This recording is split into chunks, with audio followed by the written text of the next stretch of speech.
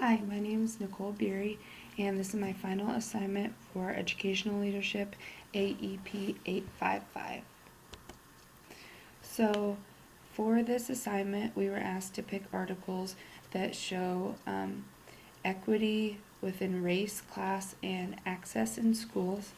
I accessed these articles through the Directory of Open Access Journals on the Fort Hays Library page, and then I also included some articles from a search in Google, but I was very mindful that these articles showed validity and credibility and weren't simply blog postings or something of that nature.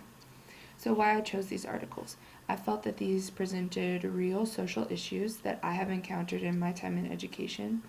I feel that they allow for new learning for my future as a principal as I finish my master's in administration. And I feel that they are research-based articles that can be applied to education directly and leadership philosophies in an administration standpoint.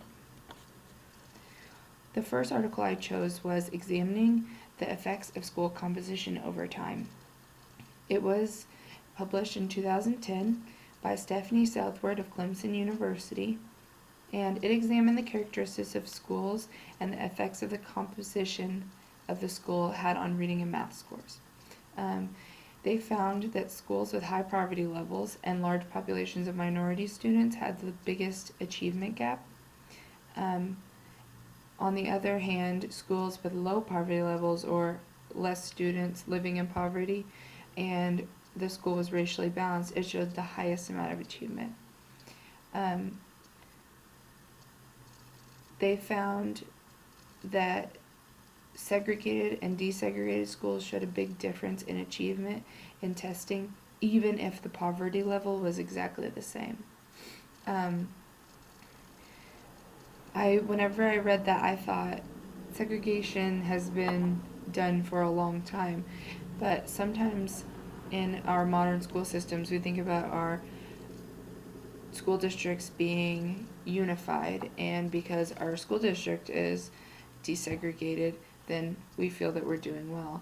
But oftentimes those neighborhood schools become segregated unintentionally when we're not using busing and magnet programs. The schools with the best scores were those with highly qualified teachers, and that's often less available in high-risk schools, so that's kind of hard to find. So what does this mean to me as a future principal? Well, as a leader, I feel that the research shows that we should push for racially balanced schools, and we should use our voices to help create policy at our district board level.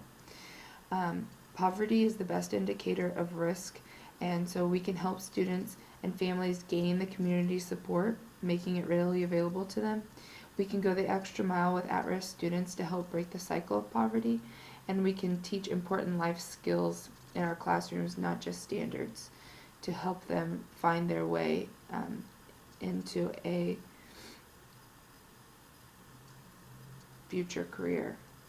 As a future administrator, I want to make sure that my funding goes to hire great teachers and paraeducators, and I want to retain those teachers by advocating for them and making sure they're getting all the resources that they need.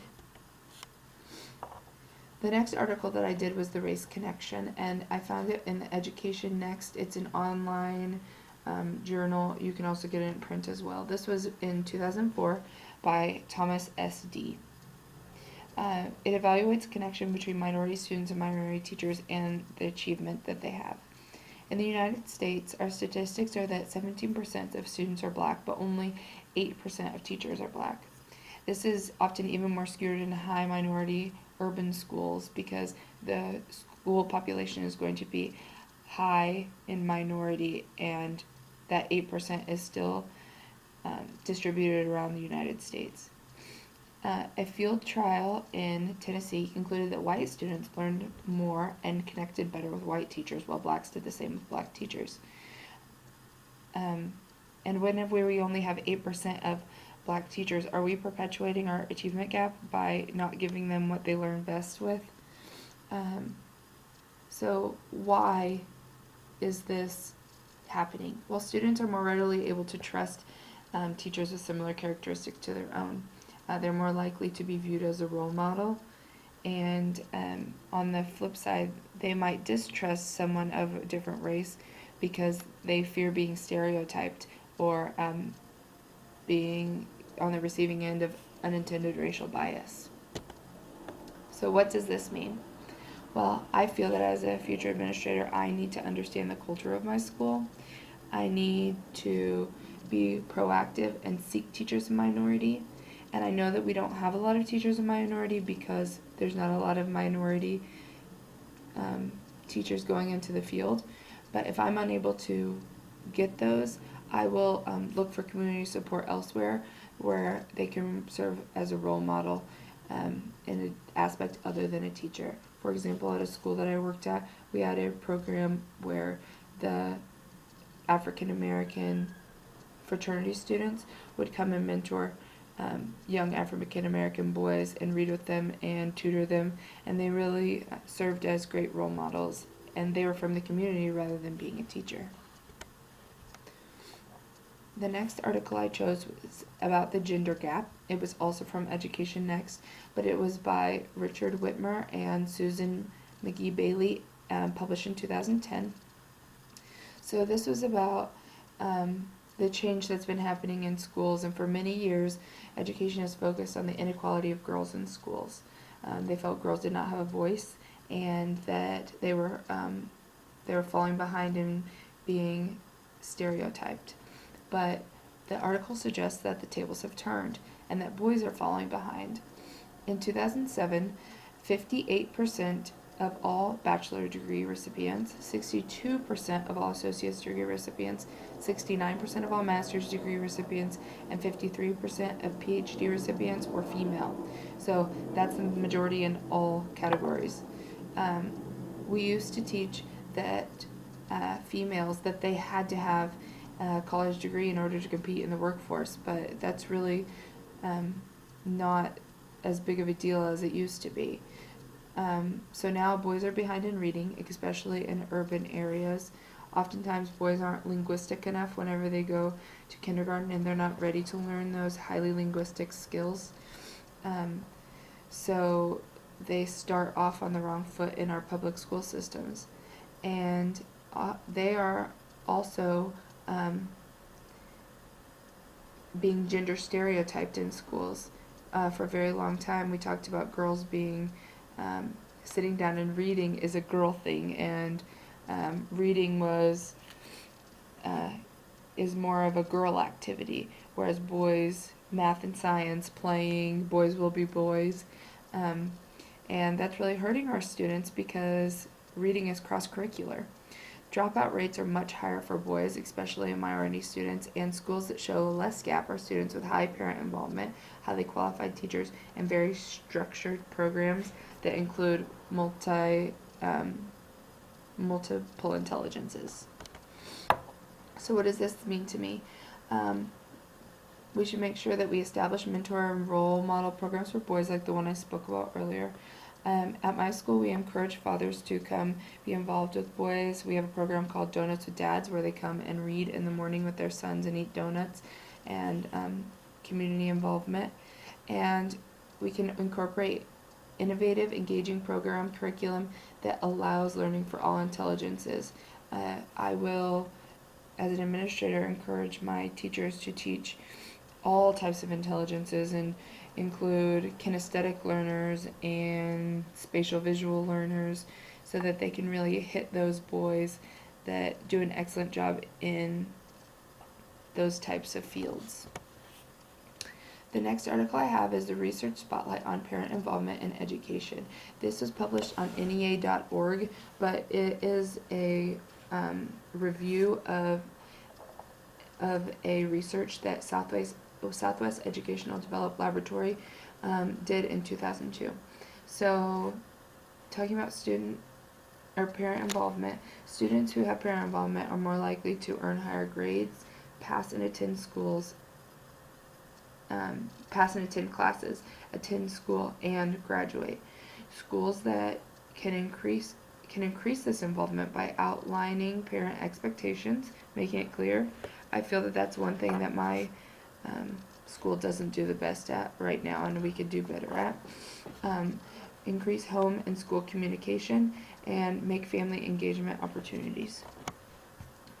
For me as a future future administrator, I can create opportunities for community involvement, such as the Donuts for Dads. We also have Muffins for Moms, reading curriculum nights. Create a culture of transparency and open communication. I feel that sometimes we're too ready as educators to close our door and do what we need to do. But if we're transparent and communicating with our parents, we often get really great results. Encourage parents to participate through parent involvement events like the ones I spoke about before. Encourage staff to be proactive in parent communication. And I work with new teachers, and one thing that they are unsure of is how to provide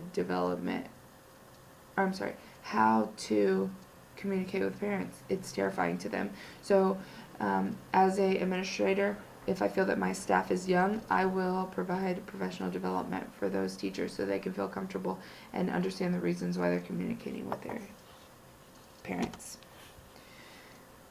And my next article is A Poverty Not Education Crisis in the United States. This is from USA Today by Oliver Thomas just last year in 2013. So in 2013, the United States ranked in the middle of the pack of an annual assessment study. Finland was at the very top of the study, along with lots of Asian countries. And whenever you look at all of the statistics, the major difference is the poverty rates within America and the other achieving countries. So our national child poverty rate is 25%. In Finland, it's only 5%, so that's a huge difference.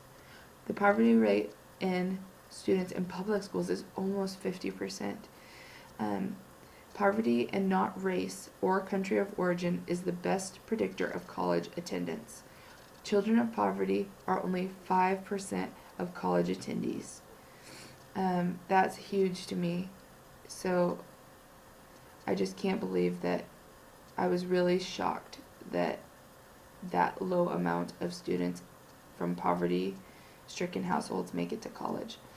But the best defense to poverty is a good education, which is a catch-22 because good education is often hard to find in high poverty school districts and schools. So to me, if I happen to be a principal in a high poverty community, I will seek out the excellent educators for all students. I'll provide students with community resources, advocate for families, and be ready to communicate those community resources with them, make them available. Sometimes they have no idea it exists. And I want to extend the reach outside the curriculum, teaching these at-risk students life skills, character skills, things that will help them in the future other than just math, reading, science, social studies. So here are my takeaways from this entire article evaluation. So as an administrator in the future, I will hire qualified, engaging teachers that don't just teach exactly from the book, but they make it interesting for students and for all types of learners. I want to create opportunities for parent involvement, really making our school accessible for parents to come and want to be involved with their kids. I want to access community resources to create connections for role models and support, like I spoke about before. I will advocate for all students and educate the whole child, not just simply teaching the curriculum, but teaching them as whole people who should love to learn. And I will always educate with what's best for my child in mind.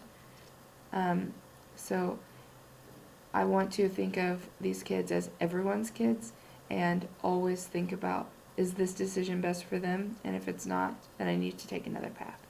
Thank you.